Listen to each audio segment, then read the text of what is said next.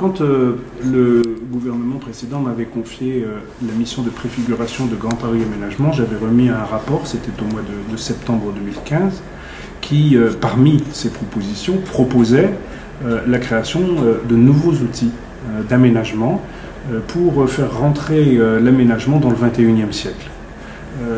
Ces nouveaux outils avaient pour caractéristique, c'était mon idée, de devoir être partenariaux. L'histoire dans notre pays, et l'histoire de l'aménagement urbain dans notre pays, a fait que les collectivités locales sont intervenues et ont créé leurs propres outils. L'État, de son côté, est intervenu et a créé ses propres outils. Le secteur privé, de son côté, créant d'ailleurs les siens propres. Et j'ai vite constaté dans mon travail, c'est notre expérience à nous, Grand Paris Aménagement, j'ai vite observé dans notre travail que pour certains projets, qui sont des grands projets, qui sont des beaux projets, mais qui sont des projets complexes, ils peuvent être complexes politiquement, ils peuvent être complexes économiquement, ils peuvent être complexes techniquement, ils peuvent être complexes au plan foncier, ils peuvent être complexes au plan de la procédure. Il y a plein de raisons qu'un projet d'aménagement soit compliqué. J'ai observé que beaucoup de projets avaient du mal à émerger et donc que la construction n'était parfois pas favorisée à cause de cette parallélisation des actions. Et je me suis dit, il faudrait qu'on trouve une manière de faire différente pour certains projets et quand les territoires le demandent. Et uniquement pour certains projets et uniquement quand les territoires le demandent.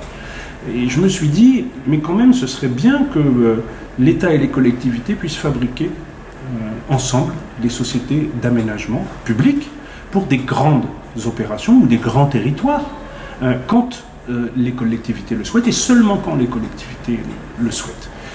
Cette proposition, je l'avais baptisée Société publique locale d'aménagement d'intérêt national dans ce rapport de 2015 et le gouvernement de l'époque a bien voulu dans la loi portant statut de Paris et aménagement métropolitain de la fin de 2016, inscrire la création de la SPLAIN dans ces textes. De la même manière, je pourrais vous le raconter, j'avais fait la proposition pour faire du public-privé qu'on créa des sociétés d'économie mixte d'aménagement d'une opération unique, CEMAOP, dans laquelle l'État pourrait intervenir, et la loi NOTRe avait déjà retenu ce principe.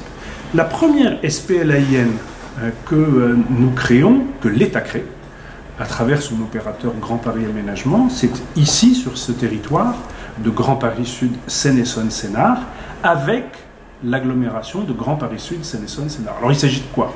Il s'agit de l'État à travers son opérateur Grand Paris Aménagement, qui va filialiser une partie de son action en commun avec des collectivités au sein d'une entreprise commune qui bénéficiera, ce qu'on appelle en droit communautaire, du double in-house, c'est-à-dire la quasi-régie, c'est-à-dire que puisque et l'État sera à l'actionnariat de cette société d'aménagement et les collectivités seront à l'actionnariat de cet outil d'aménagement, ensemble, les uns et les autres pourront construire des projets en confiant à cette société, en exonération de procédures de mise en concurrence, des projets d'aménagement.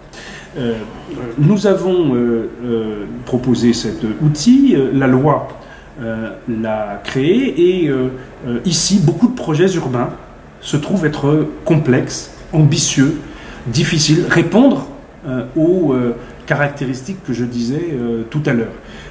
C'est ainsi que la communauté d'agglomération de Grand Paris Sud, Seine-et-Saône-Sénart s'est déclarée demandeuse à créer une société publique locale d'aménagement d'intérêt national.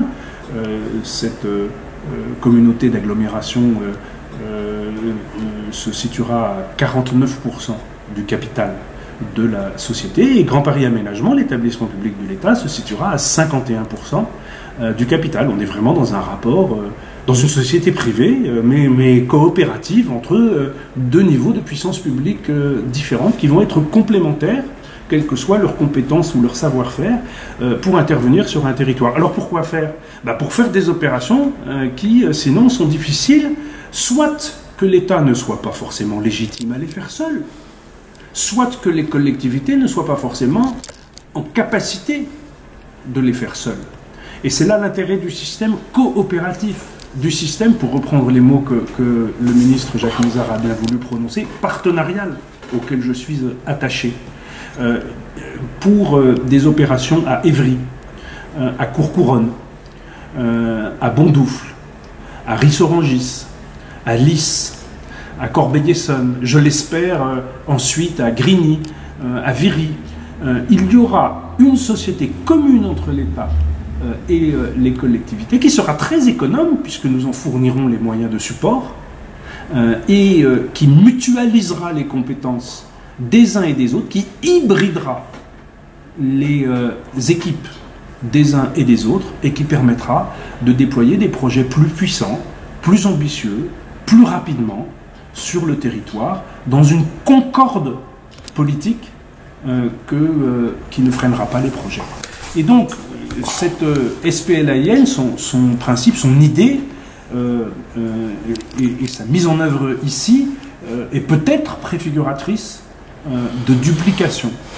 C'est ce que j'entends dans l'intérêt que M. le ministre veut bien porter à cette idée de partenariat qu'il évoque.